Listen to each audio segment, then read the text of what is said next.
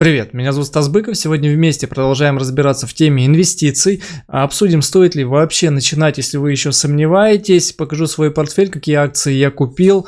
И, конечно же, основные вопросы тоже обсудим. В данный момент вы видите мой личный кабинет. Это брокерский счет на сумму 81 тысяча рублей. Для удобства давайте еще открою вам приложение своего мобильного телефона.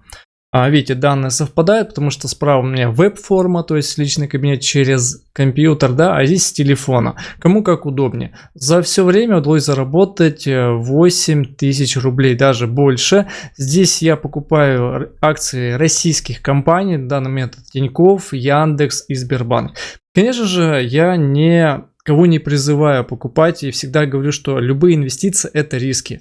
Так как мы сейчас с вами подняли такую тему, стоит ли вообще начинать, знаете, вот разбираться стоит, то есть это будет вам полезно на перспективу. То есть рынок инвестиций, как здесь все устроено, какая компания сколько стоит, какая капитализация, то есть эти знания вам пригодятся.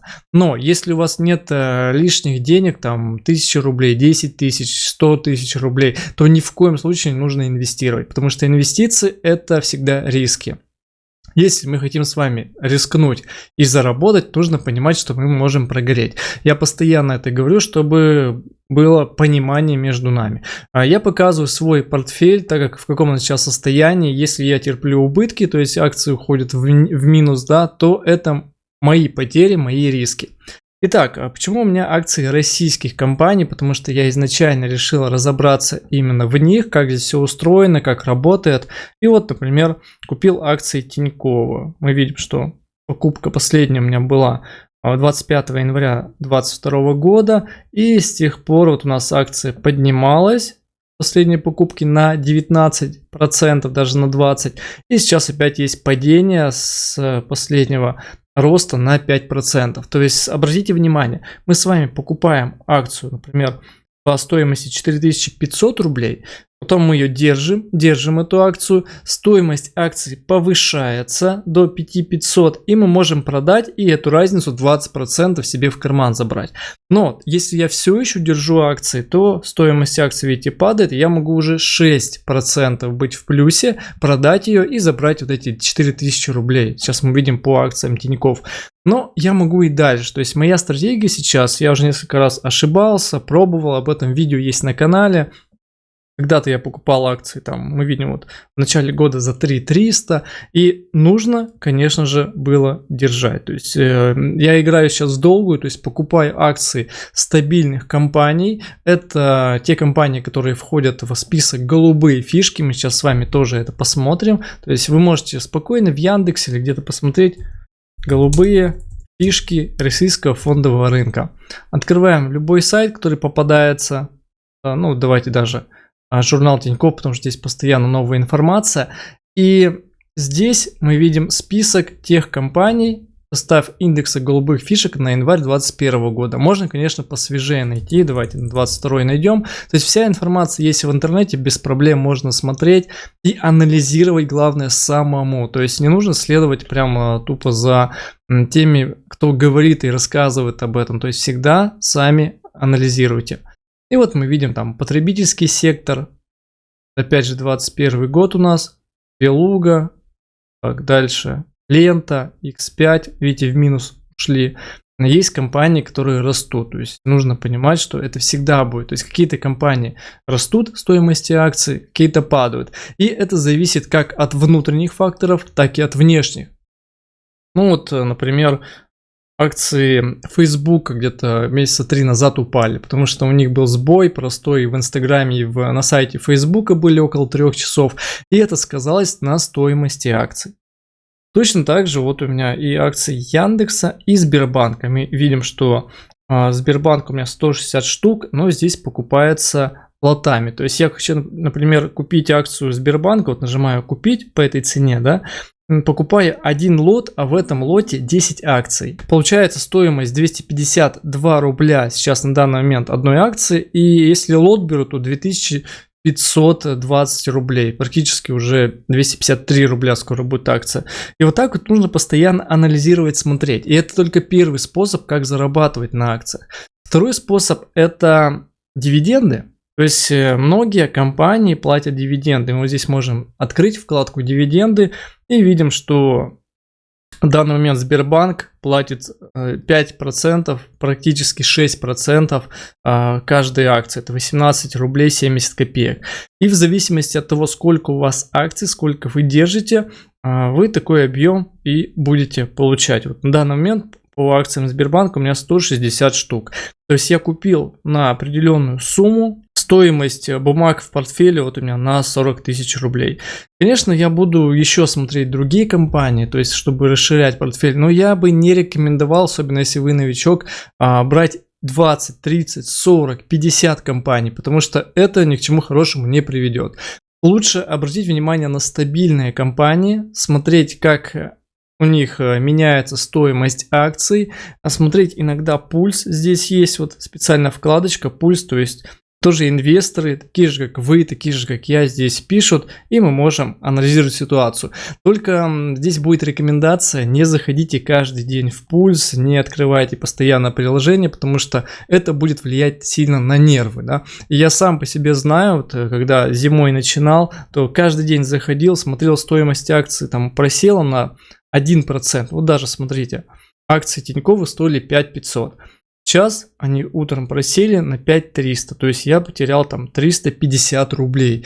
И, конечно, если бы я был новичок, я бы сразу же продал, потому что если опять вдруг будет полный провал, я все потеряю. Но на самом деле это ошибочное, так скажем, убеждение, потому что в любом случае, если компания стабильная, то когда-нибудь в перспективе акция должна подняться.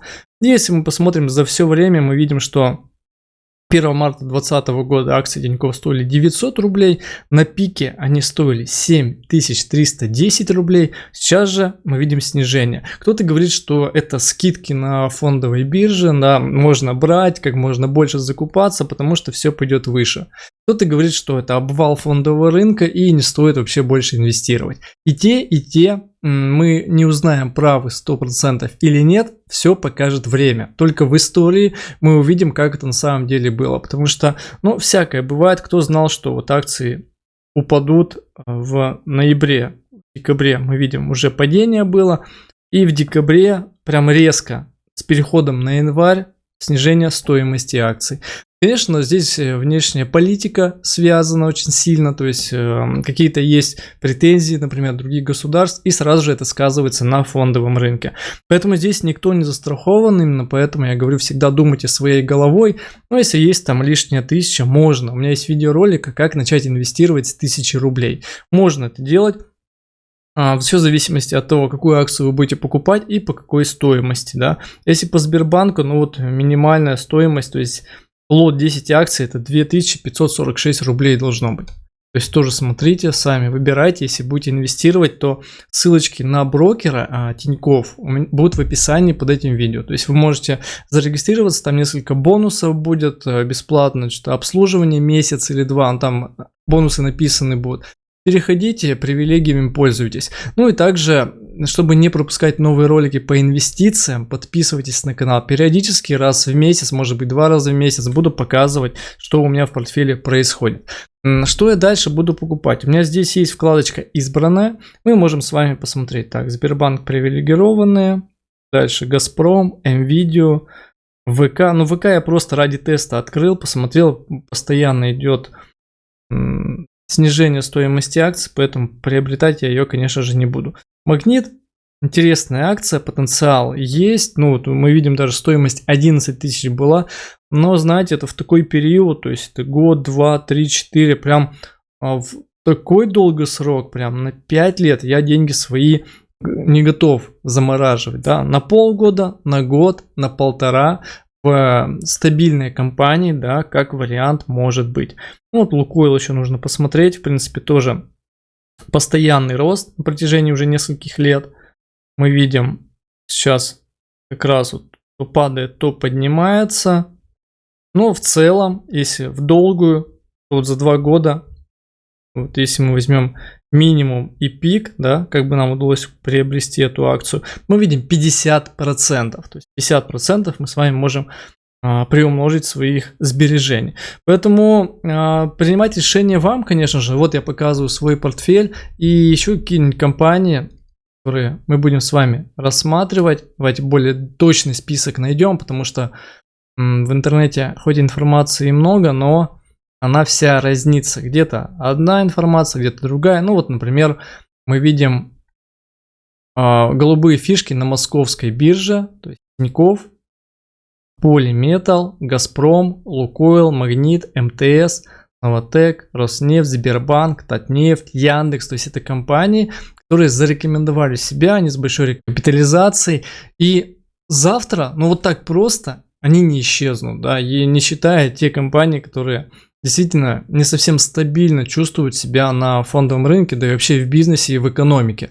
Да, здесь хотя бы есть, ну не то что гарантии, да, но как бы они более надежные, чем те компании, которые не входят в этот список.